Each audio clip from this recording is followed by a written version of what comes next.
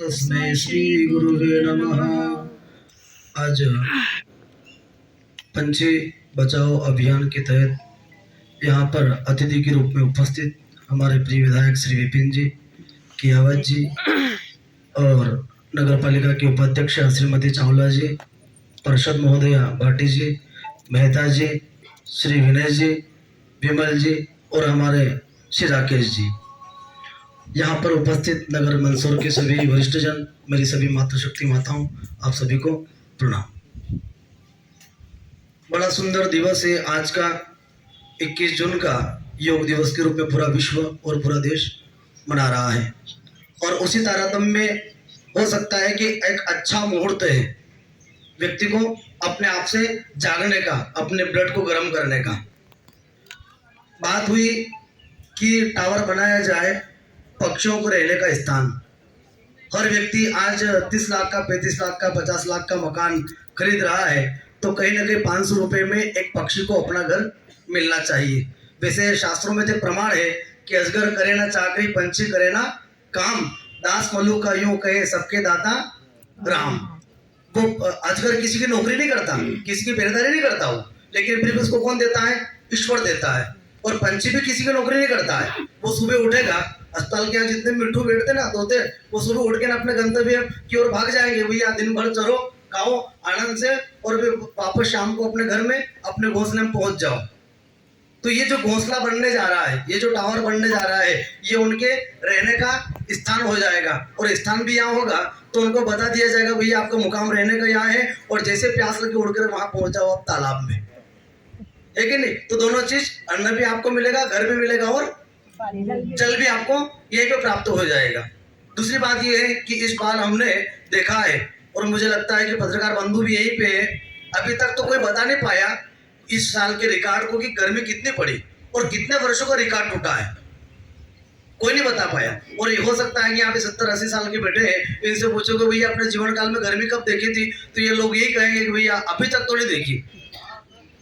और गर्मी गिरने का कारण ये है कि चाहे आज विकास की बात हो, लेकिन वृक्ष तो कटता है। रोड के आड़े वो वृक्ष तो आएगा, वृक्ष तो कटेगा, लेकिन इसके बदले में लगाया क्या है? और व्यक्ति विशेष के लिए कहा गया है कि कम से कम अपने जीवन काल में 7 पौधे तो लगना चाहिए। कितने पौधे? एक व्यक्ति का। और 7 पौधे क्यों? क्योंकि अगर हम घर में, जिस घर में हम रह रहे हैं उसमें हवन भी होगा तो लकड़ी से होगा। जिस घर को हम बनाने जा रहे हैं वो भी काहे से बनेगा? लकड़ी से बनेगा। और जब हम मरेंगे और जब जलेंगे तो कम से कम हमको 7 क्विंटल लकड़ी की आवश्यकता लगेगी। कितने की? 7 क्विंटल लकड़ी की। तो उसकी व्यवस्था हमको अग्रिम करके जानी है। आज आप बीमा क्यों करवाते हो? क्यों करवाते हो बीमा? स्वयं के लिए कि अपने परिवार के लिए? और हो सकता है 2 साल में अपन निपट गए, उसका लाभ तो घर वाले लेंगे फिर।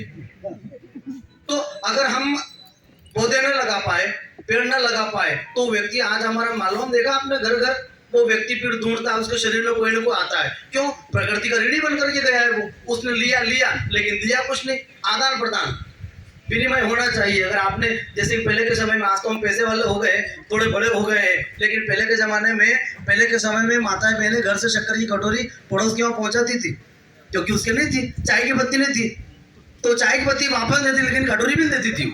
तो हमने फिर देना बंद कर दिया, भैया इसके यहाँ तो कटोरी भी नहीं आती वापस, तो हम इसको क्यों दें? लेकिन अब समय है कि लिया है तो देना पड़ेगा। अगर आपने शक्कर ली है तो देना पड़ेगी। हमारे घर में भी अगर मक्की की रोटी बनती है, सर्दी का दिन है और पड़ोस में नहीं बनती है, बच्चा देख के शायद वही कहता है मम्मी हमारे घर में मक्की की रोटी बनाओ, लेकिन माँ कहती है भैया आज आटा नहीं, कल पापा से मंगवाऊंगी। लेकिन बच्चा जिद करता है मुझे आज ही चाहिए, तो फिर माँ क्या करती है? पड़ोस में जाती है, गेहूं के तपेली भर के और आदान प्रदान कि तू गेहूं का ले लो, मुझे कौन सा दे दे? मक्की का दे दे। तो बच्चे के लिए बन जाती है। तो आदान प्रदान, विनिमय हुआ। तो विनिमय आपको प्रकृति में करना पड़ेगा। और मैंने कहूंगा कि इस सावन के महीने में या भादों के महीने हम 100 पौधे का वो संकल्प, कोई कुछ नहीं होगा। क्योंकि एक जो मुखिया होता है जिस प्रकार से अपने बच्चे का पालन पोषण करता है, उसी प्रकार से उस वृक्ष का पालन पोषण भी व्यक्ति के हाथ से होना चाहिए, जब तक वो बड़ा ना हो जाए। घर में बच्चा होता है तो माँ बाप कब तक करते हैं? उसकी पढ़ाई लिखाई और शादी हो जाए, उसकी भैया तुम जाओ ना, तुम्हारा काम धन है अब। लेकिन उस वृक्ष को भी कहना पड़ेगा कि भैया अब तो बड़ा हो गया 10 साल का, अब तो तेरे पांव से चल ले।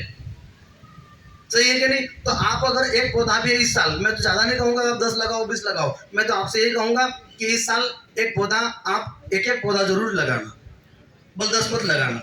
और रही बात, अब वापस फिर टावर की ओर चलते हैं कि आज भूमि पूजन है और समय बड़ा सुंदर है, हम सबका सहयोग है और मुझे लगता है कि ये सहयोग जो है निरंतर बना रहेगा, इसकी लिंक कभी टूटेगी नहीं।